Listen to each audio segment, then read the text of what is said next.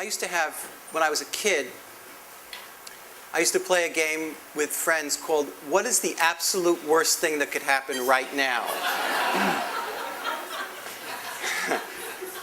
In fact, I play it now. Betsy, how bad is the problem? Give us, just to begin the subject, give us a sense, now that we all believe it. We didn't invite any warming deniers because we believe in science and it should be a presumption. So let's begin with the scale of the problem. What's going to happen to the world, at what rate, and what are the practical consequences of it in New York and beyond? It's an enormous question. Let's begin to sketch it out.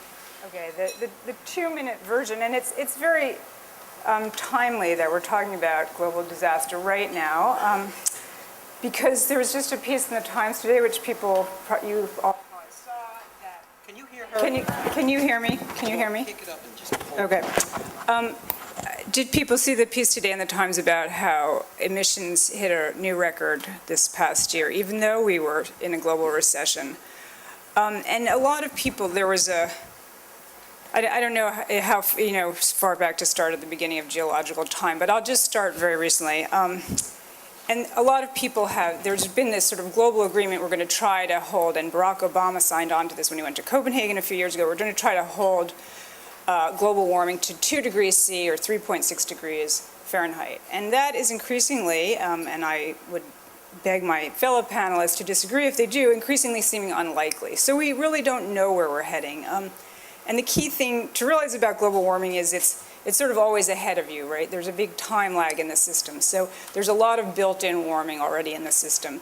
And we've already determined the climate to a certain extent for the next couple of decades. And we're working on determining it for the decades after that. And where this thing is going to end is really anybody's guess at this point, because we show absolutely no signs of doing what we need to do, which is stabilize CO2 levels in the atmosphere. What would be necessary in order to do that? Well, what would actually be necessary is we'd need to, get very close to stopping emitting CO2. On the books, you'll see all these things for an 80% reduction in CO2 emissions from the developed world by 2050. Now it's 2012, almost 2013. So, you do the math. That's a very, very, very dramatic reduction, and it's not happening. So to bring that sort of closer to home, what are the consequences? That's well, hang on first. Okay. In order to halt that rise, what does that mean? That we all have to stay at home and rub our hands together in the winter? What is required in practical terms? Well, I mean, just think about your own personal, CO2 carbon footprint, as it's called.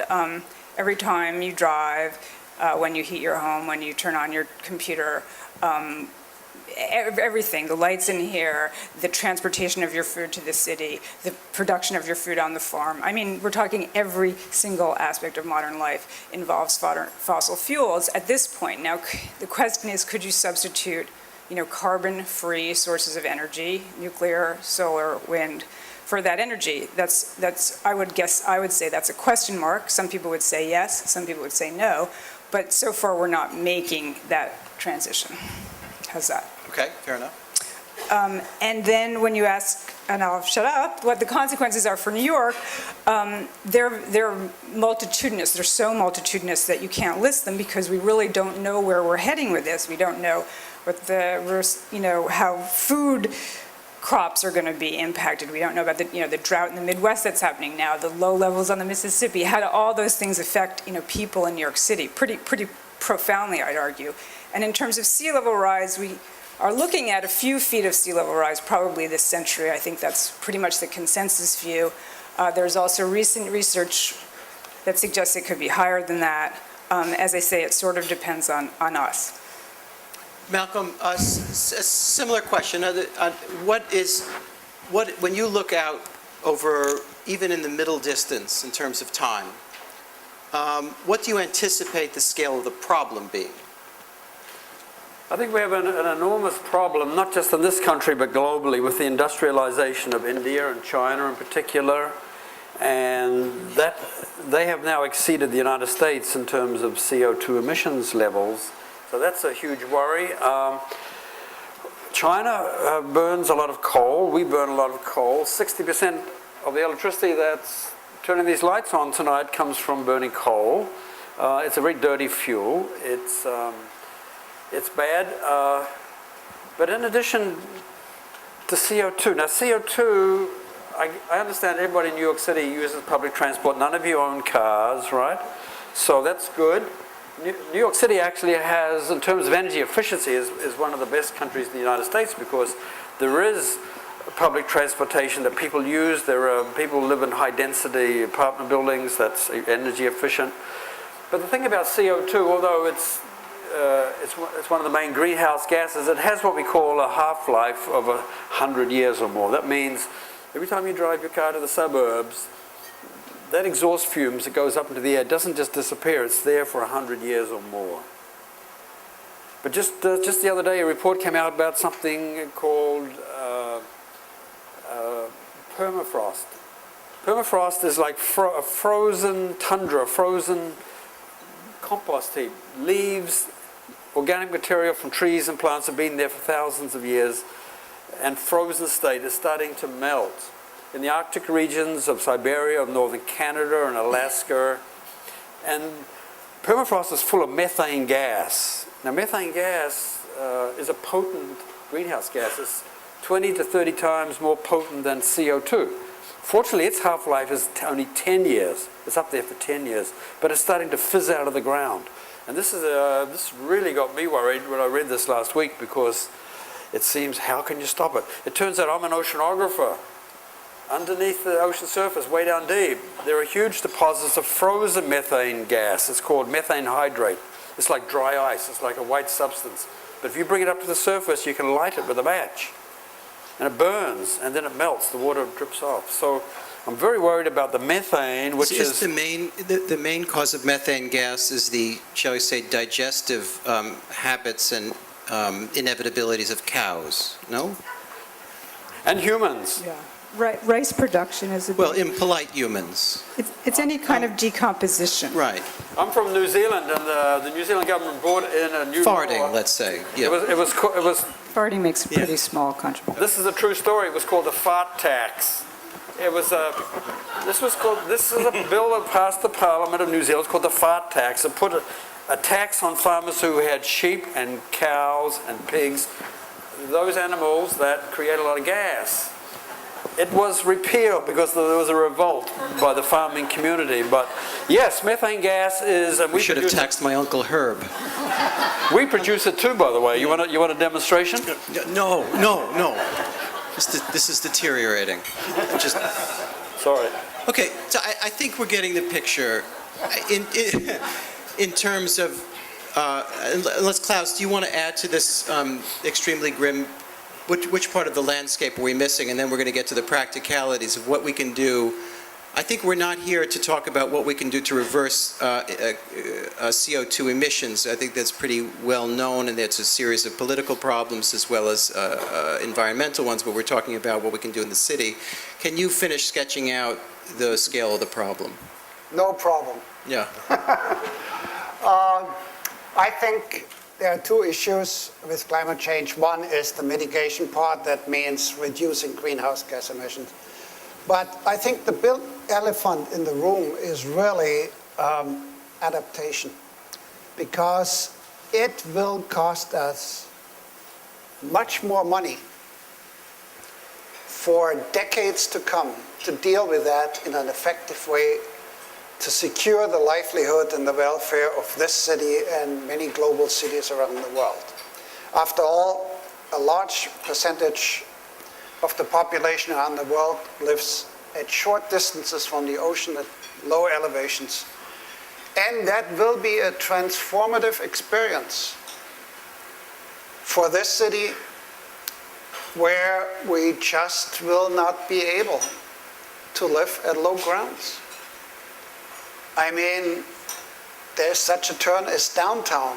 It will be really downtown. Down under. Down under. And I mean, in all seriousness, do you anticipate a kind of Atlantis-like scenario where it's a gradual Atlantis, yeah, over 4 or 5 generations. By 100 years from now, the sea level will be on a nice sunny day where Sandy was 4 weeks ago, on a stormy day. Now you have storms on top of that. And so the question is, what will the city look like? Venice?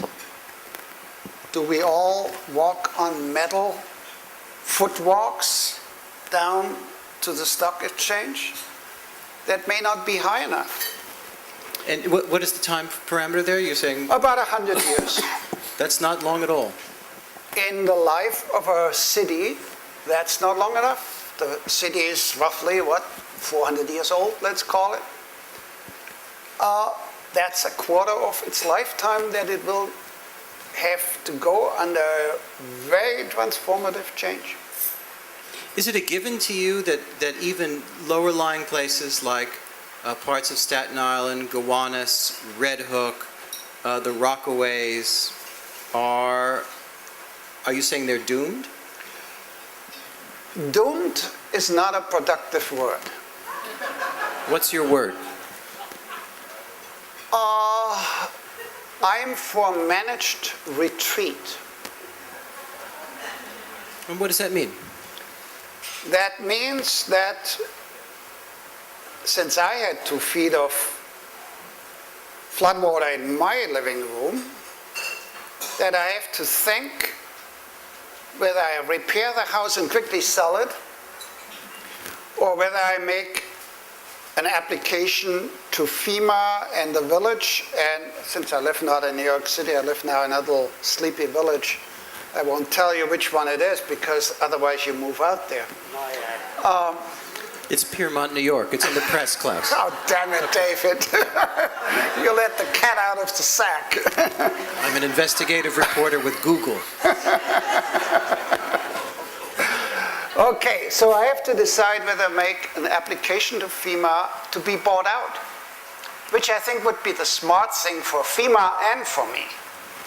Because if not, I will come back to FEMA and knock on their door for repeated bailouts after Sandy 2, 3, and 4. So climate change is now. It's not in the future. Okay? And I think that hasn't sunk in. Also, the magnitude of the problem, I think, has not sunk in. I want to get to Cass in a second, but what do you mean by managed retreat? In practical terms, what would that mean if I would say that the lower 20 to 30 feet of the coastline will gradually empty out. Whether it's managed or people get just fed up and leave, that remains to be seen. But that's what will happen. Now, Cass, you live the life of any city or national political person, which is to say you are living right by your BlackBerry or iPhone and you're dealing with immediate emergencies and crises and public relations and residents of Long Island being furious for one reason, for good reason, and you're living by a clock that is second after second after second. Part of the problem that Betsy and I face as journalists is presenting a problem that now may be even more immediate than it was a year ago, certainly to New Yorkers, but travels on a different time frame than other political issues. How do you get people's attention yet again, and say yet again, or in a different way, or dramatize in a different way, the problem? You're living second to second. Klaus has just told us with real authority that major parts of a place like New York City are, to not put it gently, in deep water. There's no other way to put it, possibly underwater. That it's not the freakishness of the design of New Orleans, it's a lot of other places, including New York.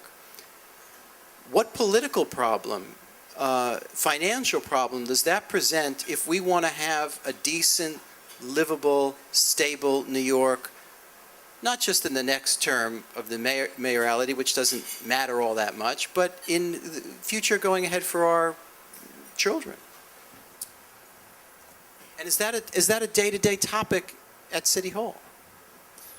I'm just glad we're starting with the small questions.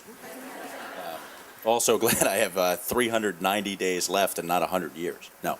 I don't have 100 years either.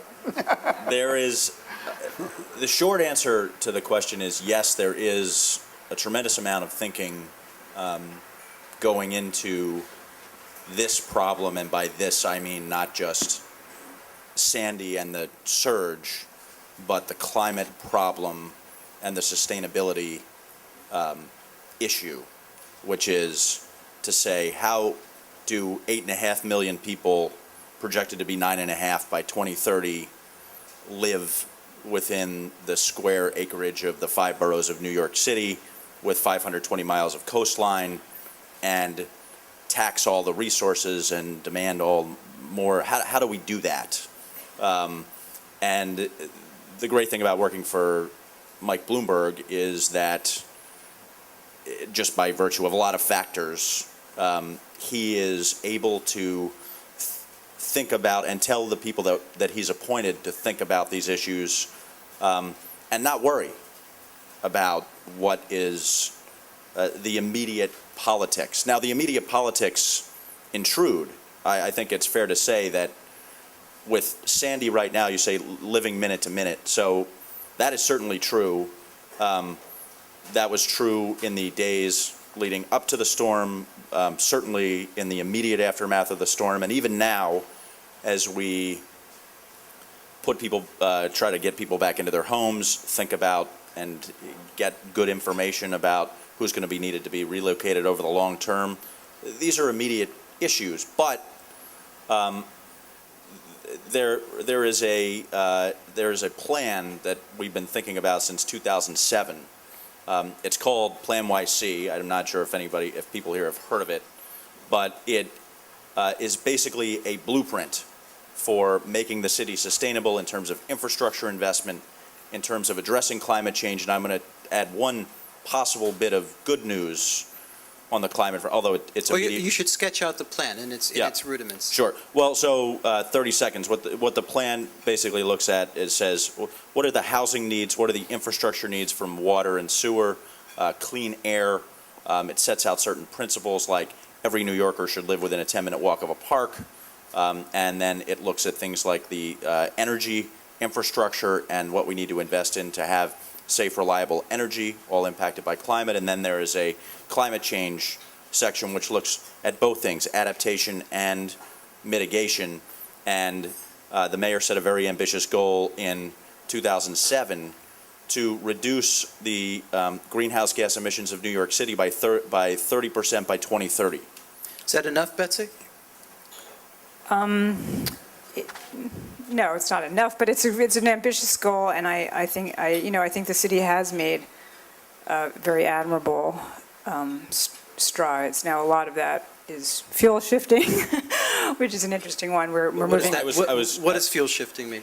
We move from coal, which is very, very carbon intensive, to natural gas, which is less carbon intensive. I interrupted you, though. You should finish fleshing out this plan. Well, I think Betsy's hitting right on one of the most interesting, and it happens to be a topic of much debate, about the energy issue. So the good news is that when our latest greenhouse gas inventory shows that we've actually reduced from the 2006 baseline greenhouse gas emissions in New York City by 16% already. So we're more than halfway there, and we're less than halfway to 2030 from when the plan came out. But most of that gain has come from switching from intensively dirty fuels to cleaner fuel like natural gas. Now, so how do you look at this, especially when you say, well, are there carbon neutral, carbon free alternatives? So there's a whole energy strategy that you have to think about. But the question is, on a relative basis, we're certainly doing better than we were. Now we're you're in politics as well as all the other things you're doing. There was a presidential debate in which energy policy came up, and all I heard from both sides was terms like just who could drill the most and who could get the most coal out of the ground and all the rest. Global warming never became a subject at all. How was that received in City Hall? Well, I think the mayor has been very vocal on the issue. It's certainly a disappointment. It is a disappointment when the national leadership goes through a cycle like this and doesn't feel the need to address that issue. Now, I think ultimately the administration will. What gives you that sense?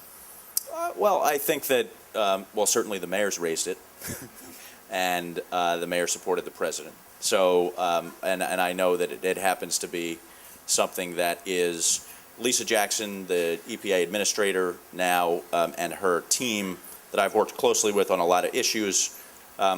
It is certainly an issue that is of the moment. The question is, it's very difficult politically at the federal level to get anything meaningful done.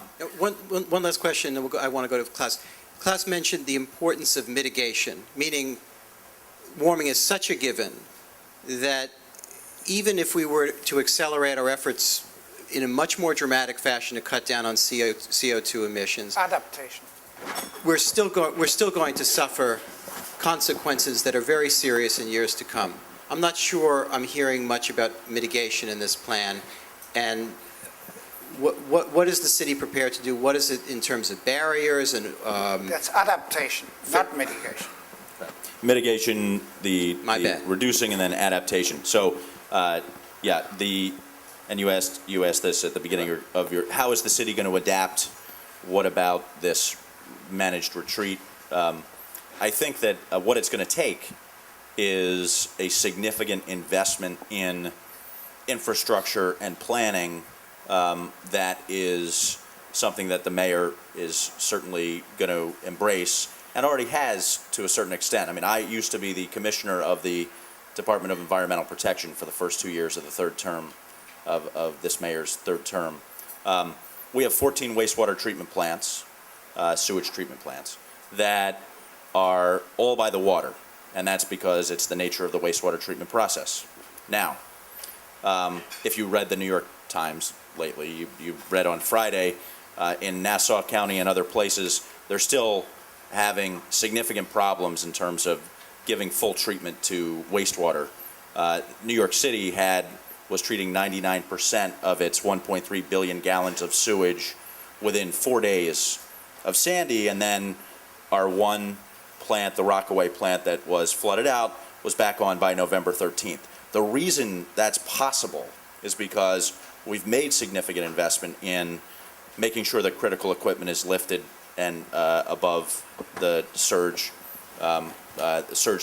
surge levels and so forth. But I think what Klaus is suggesting is that in order to prevent multi-billion-dollar damages for storms that are going to come with greater frequency and ferocity, that what's required is adaptation measures like. Are you looking You're still at with me? me, right? Yeah, I am. I look first at Malcolm Bowman, who would say barriers.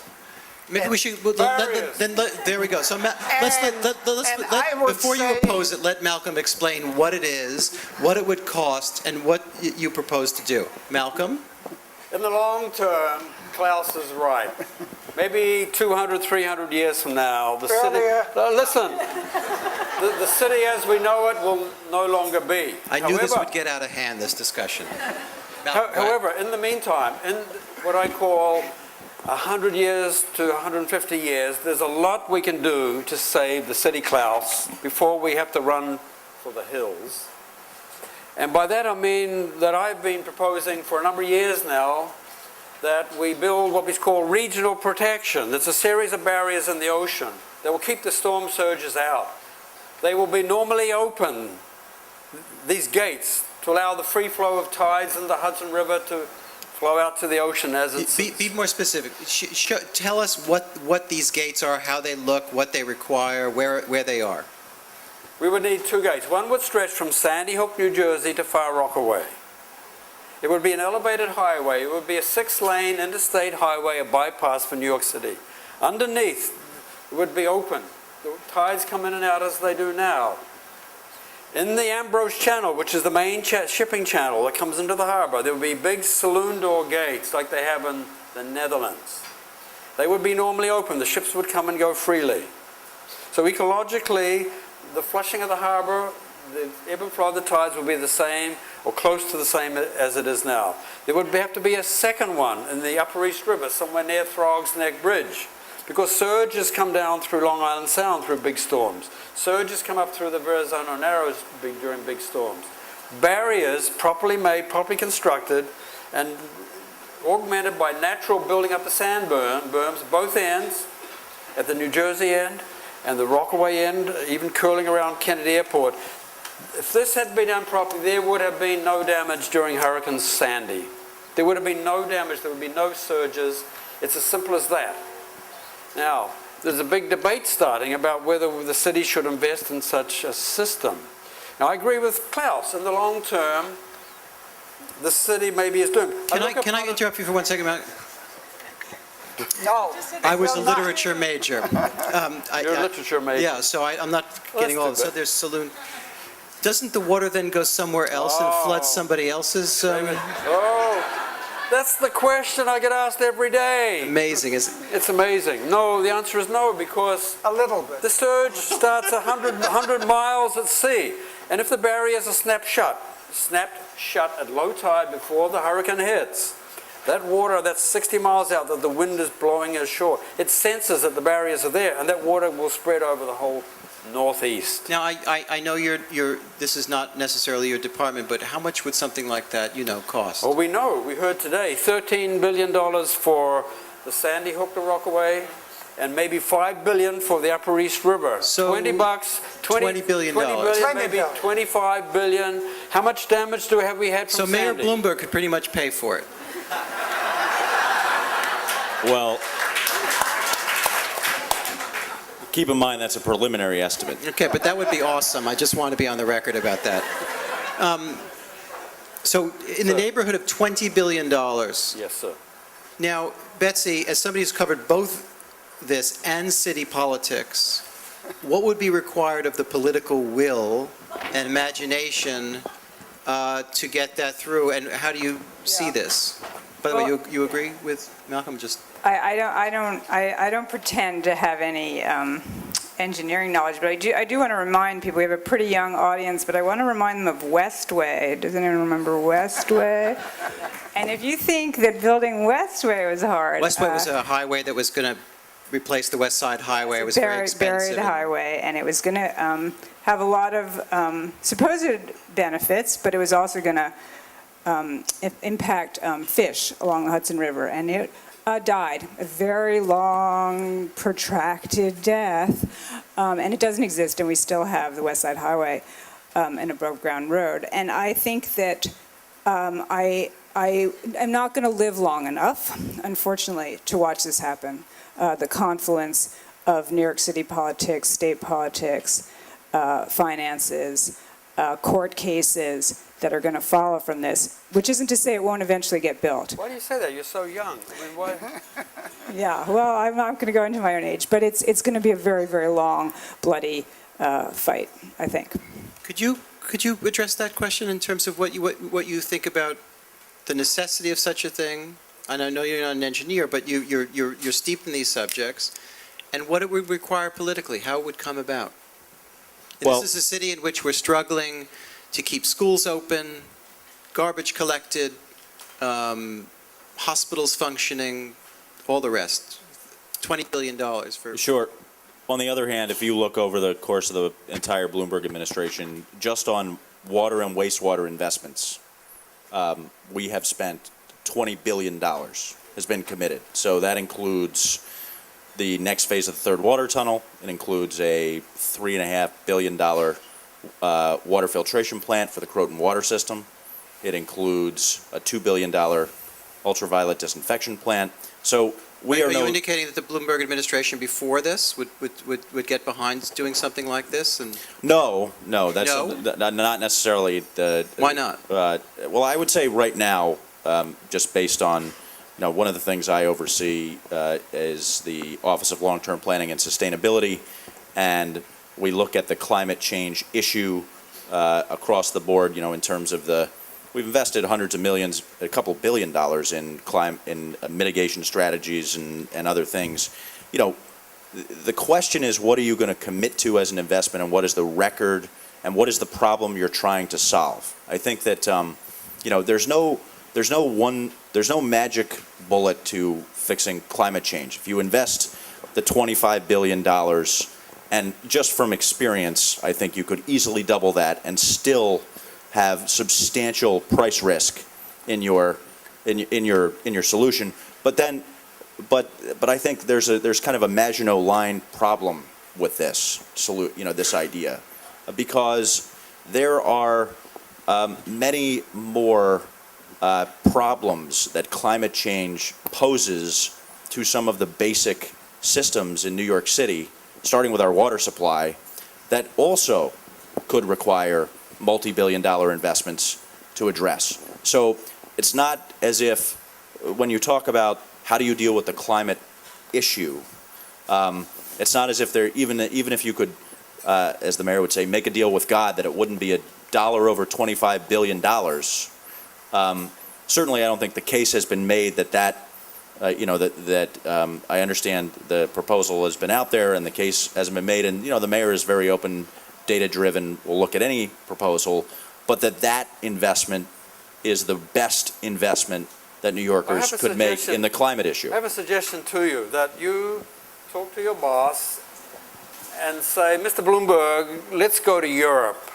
Let's make a tour. Let's take you and a team of experts. Let's go to England to look at the Thames River barrier that protects the City of London.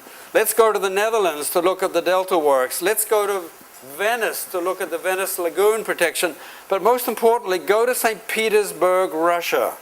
St. Petersburg is known as the Venice of the North. It's built on a river delta, the River Neva. It's very similar to New York City, built on the Hudson River Delta. Mayor Bloomberg's maternal grandfather comes from Russia. Go there with him and let him see for himself. Let's not get personal. That the system they have put in practice, this ring road of protection around the beautiful city of St. Petersburg. Who's been there? It's a beautiful place. It's chronically flooded with storm surges. They have solved their problem with the help of European Union loans most recently. The city is now protected. Why don't you suggest that to Mr. Bloomberg? Klaus, Yeah. I think you have some thoughts on barriers. Oh, I have some thoughts, yes. What are they? I think, I agree with Malcolm. Okay, stop right there. Storm surge barriers do exactly what they are named for. They protect you from storms. Yes. What they don't protect you is from sea level rise. Eventually, true. Well, sea level rise is happening right now, and I can tell you why, because I know the why. street on You don't have to which tell me I why. live Sorry. is flooded now about 30 days out of a year, and 10 years ago it was flooded about 10 days a year. Why? Because it's just at that critical level where it floods more often, because a few inches make the difference between it being flooded and not flooded. So I see it, even in my short lifetime in that little village of Piedmont, Sleepy Village. I watch climate change happening, okay? And the difference between flooded or not flooded, if it's in your living room, is a big difference, as I can testify from Sandy. Okay? Yeah. But Klaus, what I'm hearing then is not, and I don't mean to make a mushy middle out of this, but you don't disagree that this would help mitigate, and you're not against it. What you're saying is that without, in addition, retreating from the shoreline, you're being naive. I always say there are three options to adaptation. The first is protection, and there are two subsets. One is centralized protection with barriers. The other is by borough, by city block, by your own house. You Build can- above the floodplain. Say again? That's Build above the flood. No, that's not protection. That's accommodation. That's the second mode of operating to adapt. That's accommodation. And the third one is managed retreat. And you have to do a combination of all threes. None of these solutions by themselves will do it. Now, I watched, I got lucky. I live north of 34th Street. So I did not live in New York looked in Manhattan looked like Seoul uptown and Pyongyang downtown. I mean, the division was incredibly stark. So I was happily sitting in my apartment, watching this disaster in my own backyard, as it were, on New York One or all the local stations. And there were people, and it tore your heart out, in Staten Island, in Jersey, and their determination and the political rhetoric that went along with it is that we will rebuild and we will come back stronger than ever. And you saw this in New Orleans, which is a city basically in a kind of soup bowl. And the one thing that seems impossible to say politically, and what Klaus is getting at, is the business that you cannot necessarily live the way you did before. Or even in the places that you lived before.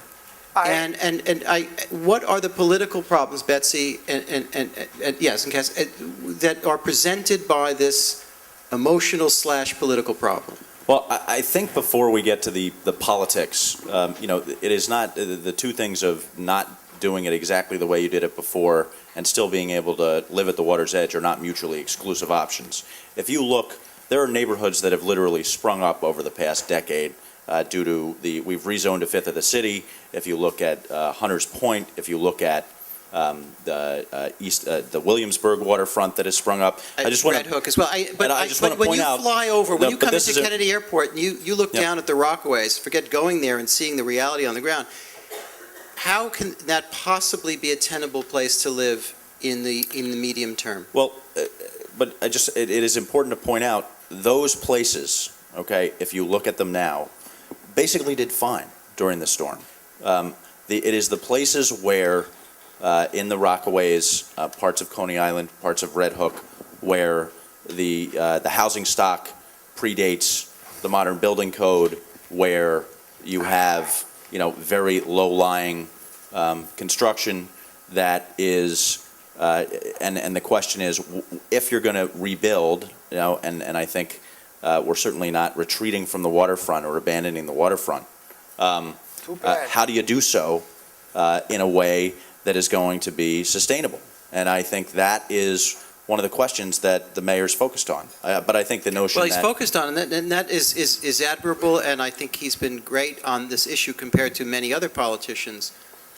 But finally, there has to be an answer. Klaus is kind of giving us an indication that this is earnest but maybe naive.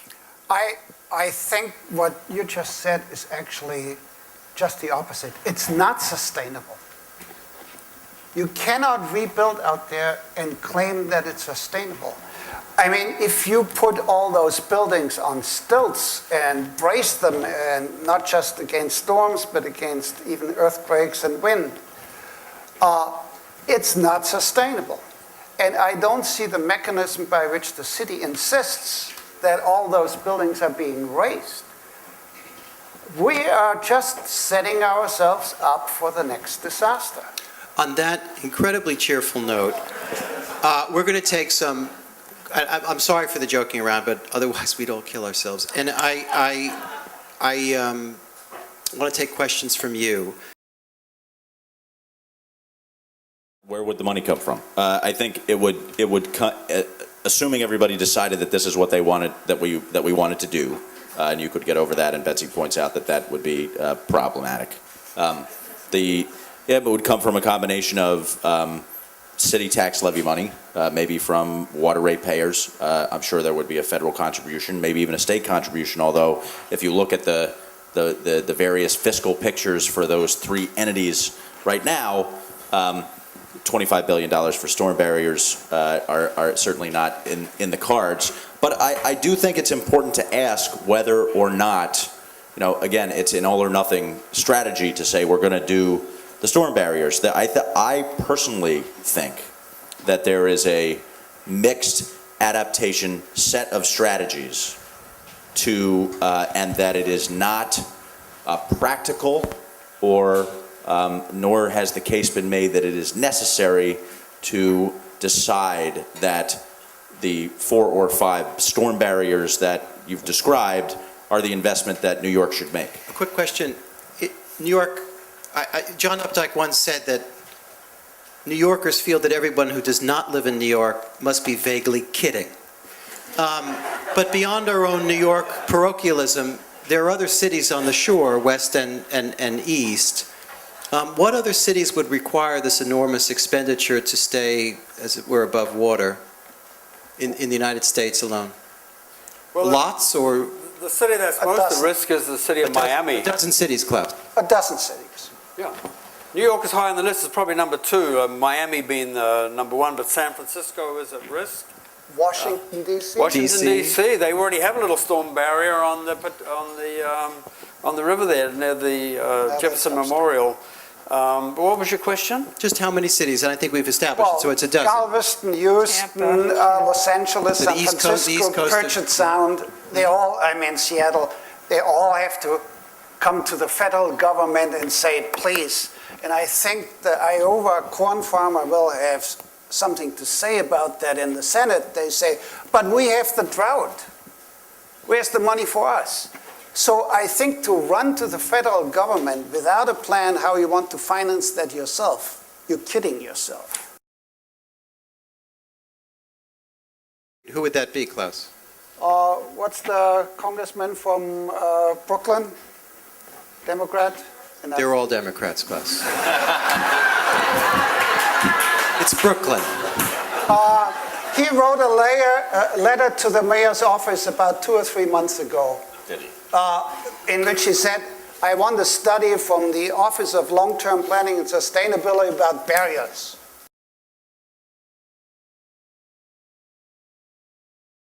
Betsy, Yeah. could you repeat the question? The question is, how do people feel, how do people on the panel, how do people in the audience feel about rebuilding places that essentially functioned as private enclaves? The examples that were given were Breezy Point, and what was the other one? Seagate. Okay, sorry. Yeah, where people weren't allowed to park and there was no access to the beach. And I mean, I think that, those might be extreme examples, but all of these examples are going to be, this is sort of the question of the hour, which is, federal flood insurance. Many people have talked about how the lines have been manipulated basically to benefit, people who want to stay where they are, which are in very flood-prone areas. And the question of, and Klaus sort of raises the question of to what extent, how are we going to reallocate limited resources? Are they going to the farmers in the Midwest? And I do want to say, Klaus, that the farmers in the Midwest are getting tons of drought aid, so I hope they're not complaining. But all of these questions are going to have to be answered, and you would hope, but you would know that it's not going to be answered by looking across the country at the risk and across the country at the revenues and saying, where as a society do we want to put our revenues? Unfortunately, and I think one of the really scary things about this whole conversation is there is no national planning on this issue, precisely, or very little, very inadequate, precisely because we're still having this absurd argument about what is happening. Okay, if we could move beyond that, then we could maybe get to the point, and it would be extremely divisive and very hard to see where it would go. But you really have to. These are social choices which we're making by not making them. Could this be done through municipal bond rather than federal funding? Well, so right now, and I think there's something on the order of $60 billion of general obligation debt that the city already has outstanding, and the city has a very good credit rating. So let me just say that hold on to those muni bonds. But I think there is a limit. If you look at there's general obligation debt, which basically funds capital construction in the city of New York by the government. Then there's a DEP that I used to run, Environmental Protection. That's actually a separate authority, and those bonds are backed by water rates. And then there's a couple of other different flavors of this. And I think that I'll put it this way. If the city is going to contribute, and it is, by the way, already contributing in terms of what we build into our capital construction. We are investing $2 billion in a green infrastructure plan to make the entire cityscape more permeable, to deal with more rainwater. That is all being funded by city residents through municipal debt. And so one thing that people may not realize is we, the city, is already funding, I would argue, at a much more responsible level than you would see certainly at the federal level, investments to ensure that we are starting down the road of dealing with the problem. But I think the short answer is that, if you were to do a $25 billion slug of debt for a single project, even if it's a project that will inevitably save the city inevitable losses of tens and tens of billions of dollars down the road? Well, see, again, I'm not sure that case. I certainly don't know that case has yet been made. You're not convinced that level of that solution. This is not the nature of the solution. Yeah, not the nature of the solution, not the nature of the problem. And the question is, I think that you could find that there are a mix of solutions that are, significantly less expensive and kind of all in than the seawalls to deal with a large chunk of this problem. I think Klaus wants to reply, and I think you want to reply. I met with Patrick Foy, the executive director of the Port Authority, on Friday, and I put it to him, look, this outer harbor gateway, we call it, from Sandy Hook, New Jersey to Rockaway, why not look upon this as a multi-purpose system, a 6-lane interstate highway, a toll road from northern New Jersey to Long Island to Kennedy Airport, a light rail connecting New Jersey to Kennedy Airport. Make it a toll road. I think that probably everybody in this room would pay $20 if they wanted to bypass New York City to get to Long Island, and finance it that way. Make it an investment. The Port Authority owns the George Washington Bridge. They make a mint out of tolls from the George Washington Bridge. They told me themselves. So why not try and finance it that way? It's about $1 million. I'm calling you on that. They said they made a mint and they told you? Thank you. They weren't the exact words, David, they weren't the exact words, but that was the intent of the message. Okay. Klaus.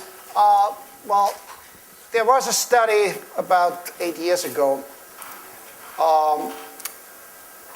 in which a body down in Washington, I was part of it, looked at it, what you get out from each $1 that you invest into protection.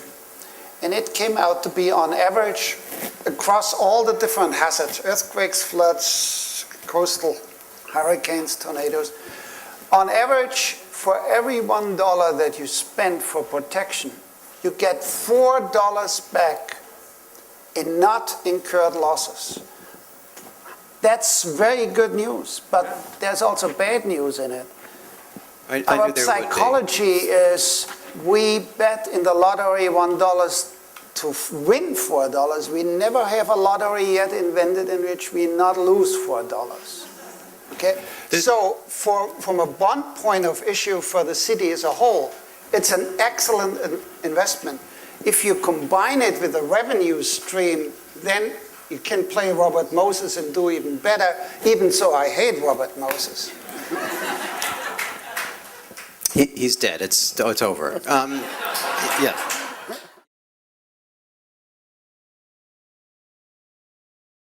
Well, and I don't know. I don't have the specifics at hand, but I believe with Hunter's point, there are I'm certain in the zoning there are requirements for how high above the floodplain that needs to be built. If you look at Willett's Point, just another project, for example, that is being built on 6 feet of fill for the express purpose of being able to withstand the potential erosion of flooding. And let's keep in mind, the low-level flooding is a chronic part of life for New Yorkers who live in the, I've been to the public meetings afterwards. I mean, you know, there is, this storm was certainly massive, and we have to plan and protect for this kind of an event. But it is possible for the large measure of events that are in the ordinary course to take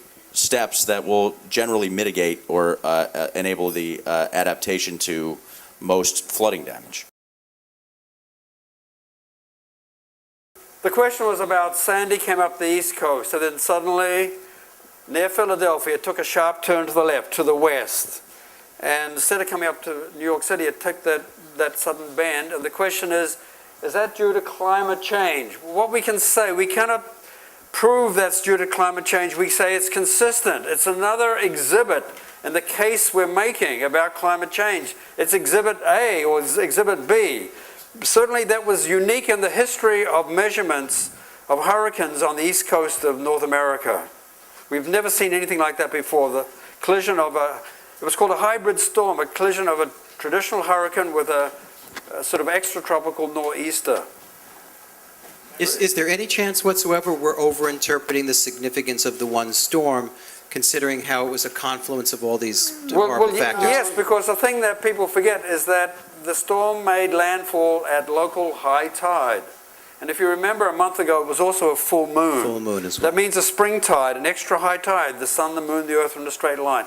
There was a confluence of those effects.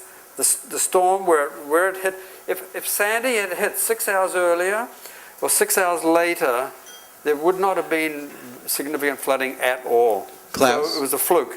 Well, the important point that Malcolm made is it's consistent, and consistent in the following sense, and we just come from another meeting in this afternoon in which this was pointed out, that climate change, in particular the disappearance of the Arctic ice in the ocean, may bring about conditions in which the jet stream gets depressed to the south. And in this case, in Sandy, the jet stream did the trick and pushed this thing, or prevented it from moving farther north and pushed it to the west.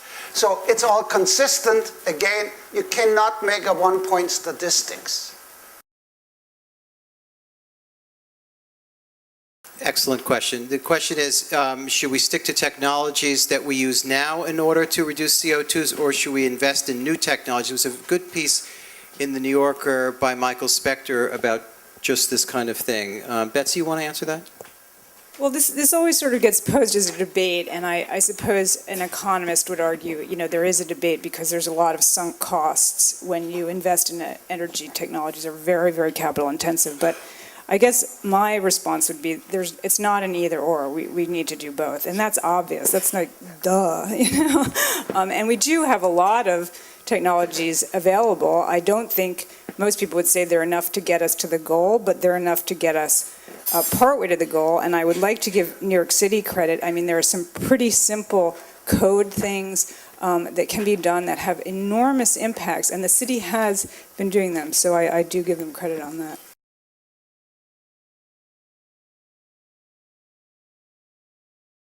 Well, I mean, that presumes that the reason that it's not being done right now is simply because we can't afford it. And I think that underlying premise is, I think, flawed.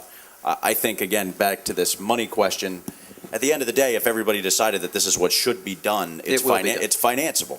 I mean, the third water tunnel is a $6 billion project that has to be done because we have two other tunnels.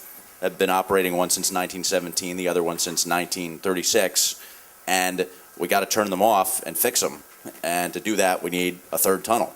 So, you know, but the logic of that and the case for certain investments of that magnitude, I think, needs to be made on the basis of much further study and analysis. I don't think the reason that it's not happening is because New York City can't afford it.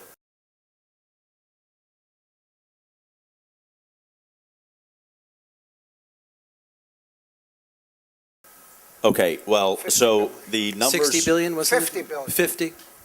Right, well, so the regional number is, right, what is the combined number between New Jersey and New York? I'm actually not as fluent on. I know that the state of New York number is 42 billion. The city number, which I know even more than that, is $19 billion. That is a combination of known cost, known loss immediately, so about $5 billion to clean everything up.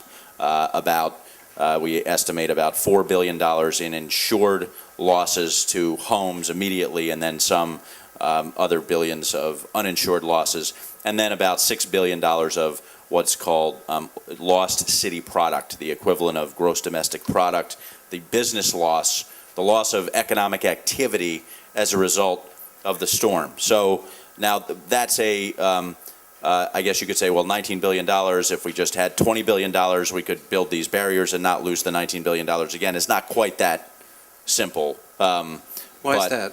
Well, I mean, because those losses are, well, there's the immediate loss of the economic activity over the time, but I think that the investment of the funds to do this would then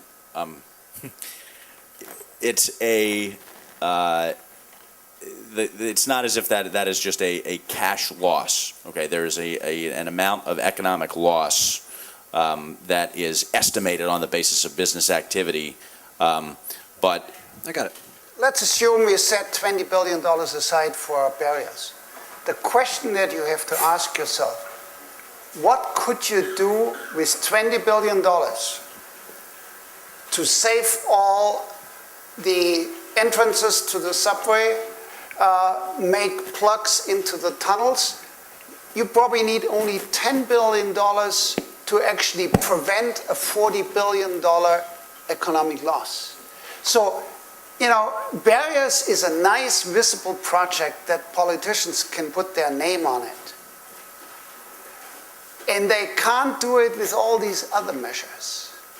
So you have to be very careful. Is it the most cost-efficient thing to put everything in this one basket? I think in the name of fairness, you might want to have a little, you want to respond to that? David, nobody is suggesting we start pouring concrete next week. What we are suggesting is that through the initiative from Christine Quinn and U.S. Senator Chuck Schumer, they go to the Congress to get the Army Corps of Engineers to do a very detailed examination of the pros and cons of storm surge barriers versus other solutions.